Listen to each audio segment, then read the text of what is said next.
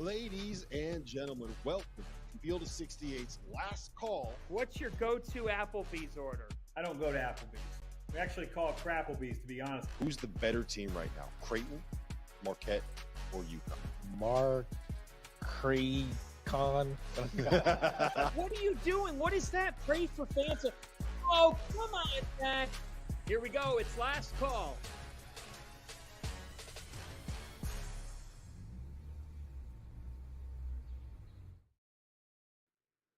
Welcome to Last Call on Stadium from the Field of 68. We got a great cast tonight. Tyler Hansborough is here, the pride of North Carolina. Randolph Childress, the pride of the Wake Forest. Demon Deacons is here. I'm John Fanta, the pride of Cleveland, Ohio. Go Browns, baby. Playoff push continues this weekend. Hey, we got an action-packed half hour. RC shaking its head at me. Action-packed half hour. This is where we take your chat questions, okay? Now the first one, before we take the chat questions, because we got plenty of them. Hansborough, someone just commented on Twitter, on X, Tyler, and RC, I think you liked the tweet. I'm reading here. I think you might have liked the tweet. He says, what? With 6 laughing emojis? Absolutely not. On our theory, Hansborough, that Edey is a generational college basketball talent. I've never seen so many people laugh this off. I don't get it either. I mean, they don't know basketball if they think he's good just because he's tall. Generational talent. I think you got to clear up the question, though. I think there's a difference in his generational talent or his production and what he is now. Like I think people, when I hear you guys say talent, I'm thinking somebody coming along like Kevin Durant or somebody or Zion and just coming along and you're like, man, this is different. Like that's what I think when we say generational talent. I think that now what he's developed into, his production is just generational and is dominant and all that. That's what I think when you ask the question and why I would say I can see somebody saying no. Zion is I'm talking strictly college here. I think that I think Edey's impact on the game is far bigger than what Zion had at Duke, in my opinion. I think Zion has the highlight plays, but I don't think he put up the stats or had the impact that Edey has had. I don't think if Zion was at Purdue, he would put Purdue on the map the way that Edey did. Maybe from like a highlight and spectacular dunks and highlight reels. Maybe from that aspect.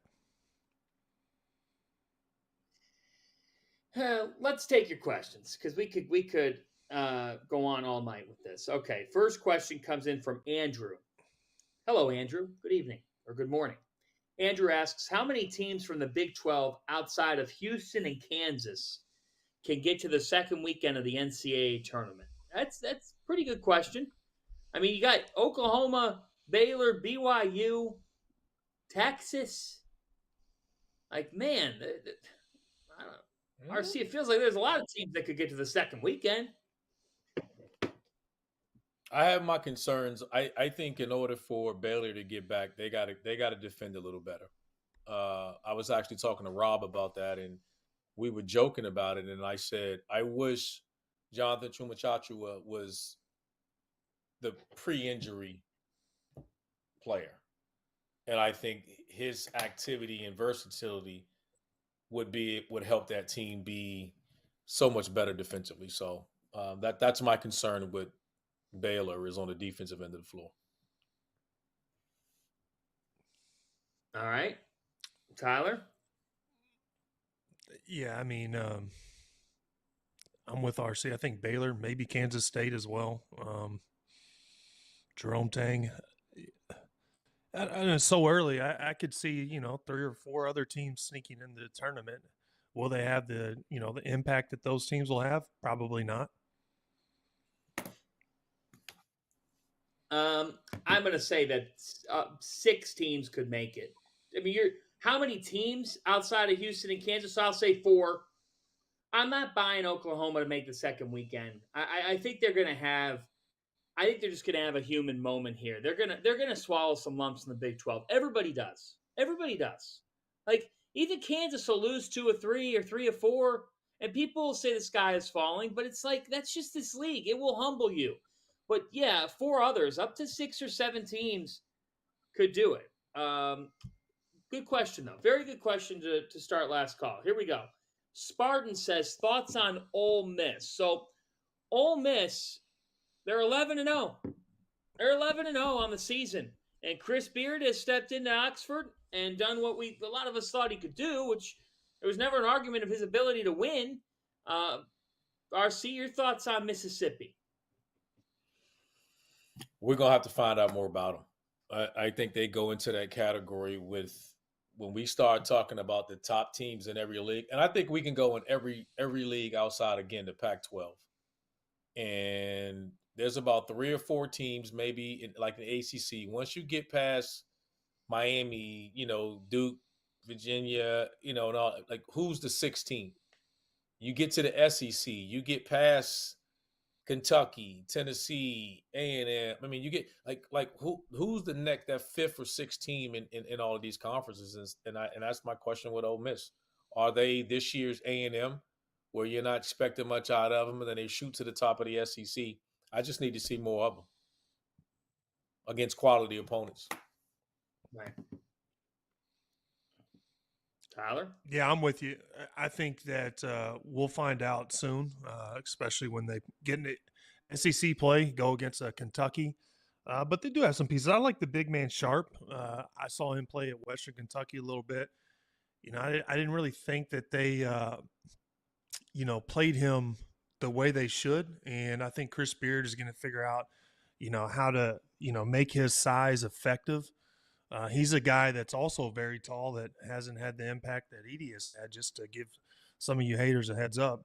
But I do think that he is a very good shot blocker, and he impacts the game from a defensive aspect that is a little underrated and could go a long way. So I believe a little bit in Ole Miss because of Chris Beard and some of their pieces, but I do want to see them against, quality opponents come SEC play.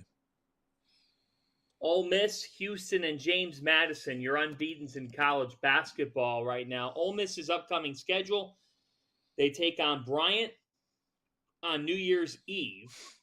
They take on Southern Miss actually tomorrow. Southern Miss tomorrow, Bryant New Year's Eve, and then guys, January 6th. That's the biggest chance for them to get taken down. They could very well be 13-0, and then they head to Knoxville, RC. Tennessee will be favored in that game. Yeah, and listen, no one's saying they're not good. I think the question becomes, how good are they? I think it's more so how I want to preface my answer. They're good, and Chris Beard is as good as coaches there is in the country. There's no question about that. I don't know if we had to put them in a tier for them to be an undefeated team. No one is sitting here going, "Oh man, this is a Final Four." Them playing teams of that caliber before we really know how good this is. All right, one more question here. We got 90 seconds. Kyle says, how many conference games would Purdue have to lose? Would Purdue have to lose to miss the NCAA tournament? I mean, every one of them, Kyle. They'd have to go over. At this point, at this point, they'd have to go 1-19 or something. That would be it. Yeah, Kyle, ain't happening. They'd have and they still got 5 tier 1 wins. That's one. Kyle, I hope you're drinking a beer asking that question. I mean, that's just it ain't gonna happen. Hey, Fancy, he ain't drinking. He asking that question. He lit one up. He lit one up. Yeah, he might have. I mean, no, he did. He Kyle lit up a Christmas pipe of some sort. Yeah, he did. Yeah, he did. He smoked his Christmas tree. That's what he did. He rolled the whole damn tree up. Oh God, man! Kyle's National Lampoons, the whole Christmas tree smoked up. Wow! Hey, Kyle, high as a kite, and so are we on this call.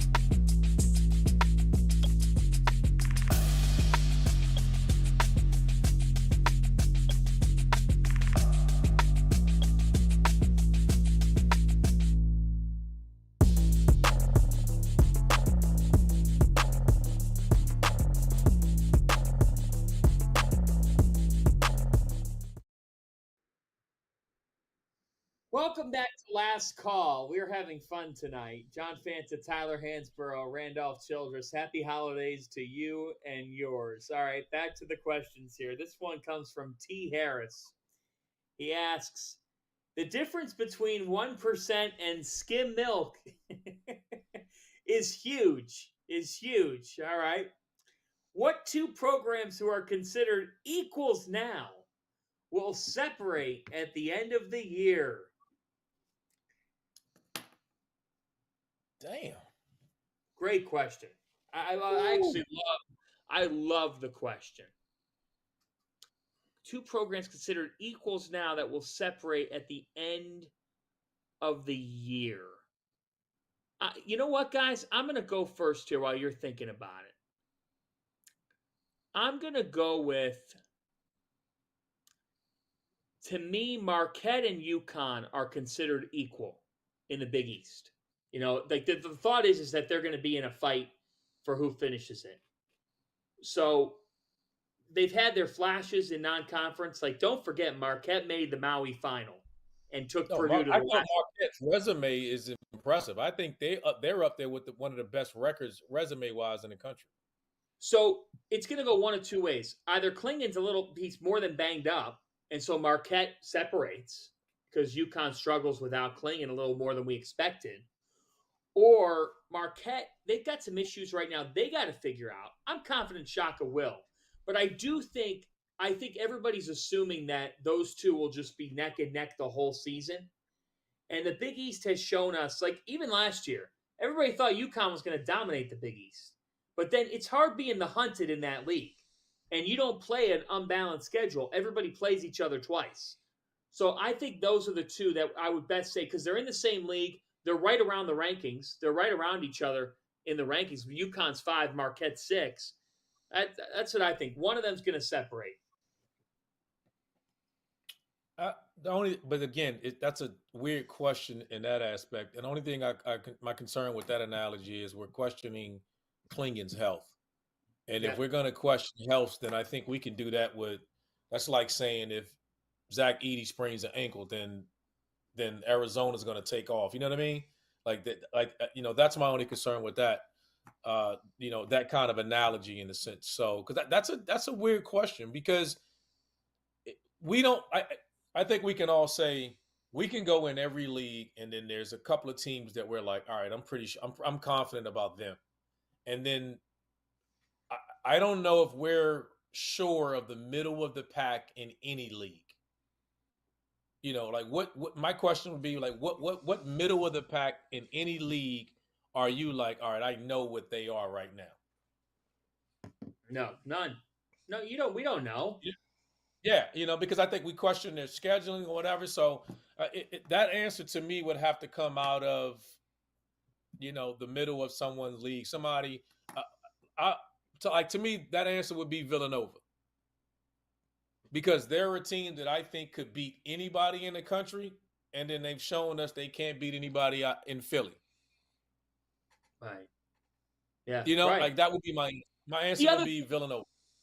The other one would be like in the Big Ten, like if you put Ohio State, Michigan State, I'll throw in Indiana, Northwestern. Who separates? And I think, RC, you brought up Ohio State earlier. You really like them to maybe enter that echelon. Yeah. Yes. Good question there from T. Harris. Like, that's really intelligent stuff there with the milk.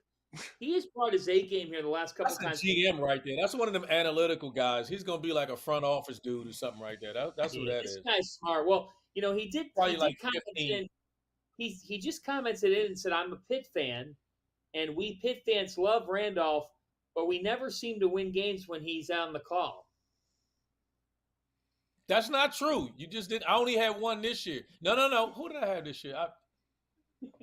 I'm 1-1 with them this year. Tell them stop that. I'm 1-1.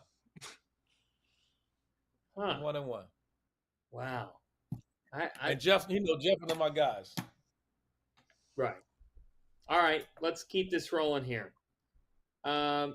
Garan asks Hansborough, Tyler, does Kentucky have the most complete backcourt in the country?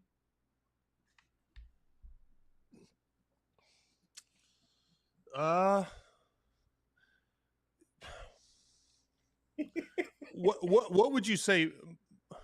I don't think you Dewan want Harris, to say McCall- yes. No. So I don't think that you want to say yes to Kentucky. You don't want to do it. I think that's what he's picking on. They torturing my guy. They picking on my guy Tyler, trying to get him. They trying to get my man to kiss up to Kentucky. No, ain't they're gonna not. happen. By the way, and it's not.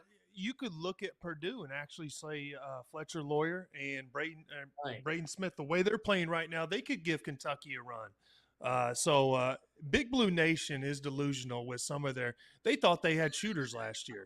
They have shooters this year. I will give you guys that credit, but you guys in some of these questions. Oh, that's a damn good answer, Tyler, right there. You're not lying. You're not lying. They got on my ass last year, Tyler, when I said they didn't have shooters a year ago. They were like, what? What are you talking about? We're 39%. I'm like, yeah, with two guys. Like, what are you talking about?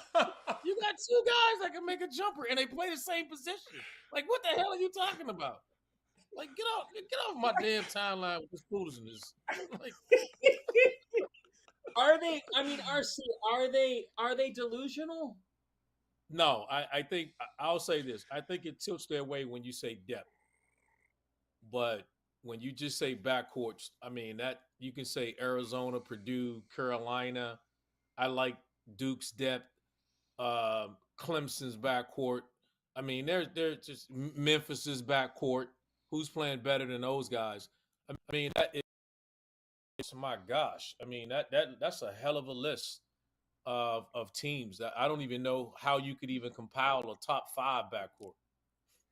So, but Tyler, what are the tweets that you've gotten from Big Blue Nation? Hey man, leave my guy Tyler alone. He ain't kissing up to no damn Big Blue Nation. Y'all leave my guy alone. Hey, listen, fan, you can get those tweets too. Just get on there and say something negative about Kentucky, and it will be the same people that blow my timeline up and RC's. You can just join the club with us. I didn't rank them in the preseason, and they buried me. I mean, buried there, but they didn't prove anything yet.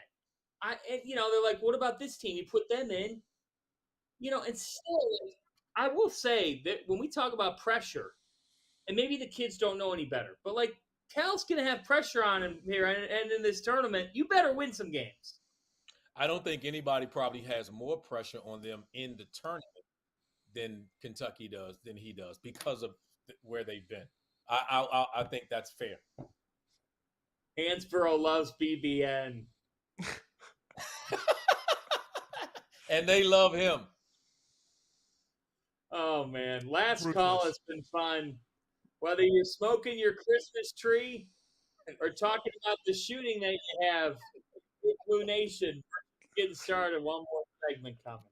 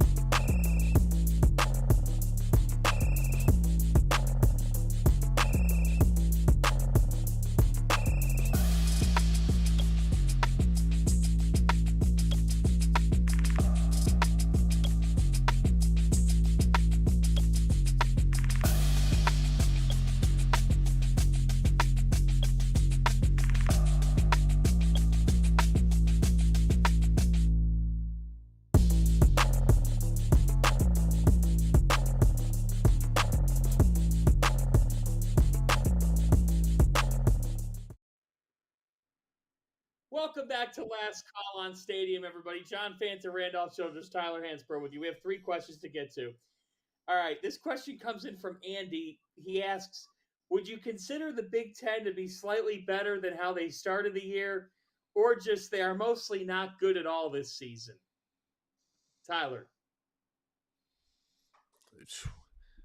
They're not really. I mean, outside of Purdue, Illinois at times, Michigan State, RC's on Ohio State, I think. Yeah, now there's not much there.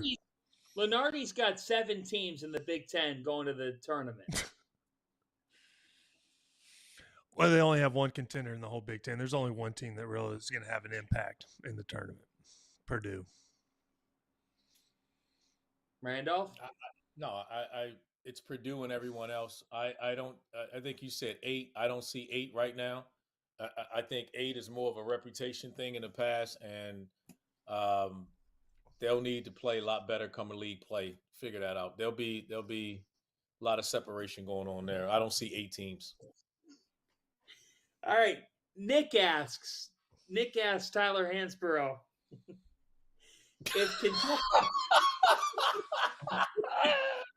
if Kentucky gets a 1 or 2 seed in the tournament, should Calipari be the national coach of the year? Oh God! Absolutely. Just give him the coach of the year. He absolutely deserves it based off the seedings. Absolutely. I mean, look, he would be if they get a 1 seed, okay. If they get a 1 seed, he'd be in the conversation. Yes. He'd be in the conversation. Yes. Because I think Matt will get punished. Painter will get punished because they expect him to be good no matter what they do. So some of those teams of those top programs, they just won't give it to him anyway. Arizona, Purdue, just because they expect him to be good. Yeah. Look, he's going to be under consideration. At the end of the day, they give out National Coach of the Year. A lot of the voting happens before anything happens in the NCAA tournament. Yeah. So and it should. It should. It's for body of work. He's in the running. If he gets his team to that level, right now they're a national title contender. They are. Where they started, though, that would be fair. If he gets them to a number 1 seed from where they started, then hell yeah. I mean, we joke about it, but they should be in it. He should. And they're really good. Dillingham, Shepherd are fantastic. Bradshaw's only going to get better. The Wildcats are one of the best teams in the country. We just love you, Big Blue Nation. And you being good is good for all of us. All right, here we go. Tyler. Trev asks, who wins in a fight? 3 wolf-sized bears or 1 bear-sized wolf? Oh, we got another one. Got another one on it, smoking his Christmas tree. All right, what do you got? This is stupid. 3 wolves. Come on. 3 wolves? Yeah, it's not even a question. No. 3 wolves is 3 wolf-sized bears or 1 bear-sized wolf. See, the bear-sized it's not 3 wolves. It's 3 wolf-sized bears taking on 1 bear-sized wolf. Who would win in the fight? I'm going with the 3 wolf-sized bears. Okay. Tyler? Yeah, I'm going with the 3 wolf-sized bears. I mean, I'm a big believer in the pack. In the wolf pack? Are you a believer in the? You're a believer in the NC State Absolutely not, fan. Absolutely not. I like the 1 bear-sized wolf. Now I want to ask you how NC State fans have been towards you. That would be. Oh, you probably got a story there. Let's do toast. I like the 1 bear-sized wolf. Forget about the pack. The bear-sized wolf would eat, and he'd be quick. He's a wolf and he's a bear at the same time. He's got the complete combination of force and speed. Do toast of the night here. RC, who you toasting? All right, before I toast, I think we ought to have it so. We ought to give out Goodman's cell phone one night and then let all the calls come into Goodman and we debate it. That should be a show. Well, My toast of the night goes to Jeff Jones. He, on a serious note, Jeff Jones reported had a heart attack, and let's hope he recovers full strength. I know he's had some health issues, so Jeff Jones. Yeah, we're praying for you, Jeff. We're praying for you. We're praying for you every minute right now. Old Dominion men's basketball head coach. Prayers to ODU. Prayers to Jeff. Tyler, toast tonight. Go ahead. I'm just going to Zach Edey. I looked at the games and, his dominance and, all the criticism he's taken. So I'm going to give him over. It's going to be my toast. Nothing spectacular. I am going to go ahead and toast Patrick Sellers and Central Connecticut. They went into Fordham tonight and won a bye game, 82-80. So shout out to Coach Sellers, one of the good guys. Ellen Amos had 20 points. Let's shout out the Blue Devils. Nice win for Central Connecticut as they get it done over Fordham. Anytime you can win a bye game, good for them. And for the sake of Dagan Hughes, I don't think anybody did it last night. I'll toast the Seton Hall Pirates for Dagan in his honor. We got to do that. Hey, thanks to all you who smoked some Christmas trees and joined us on last call. Have a Merry Christmas, everybody. Thanks for watching.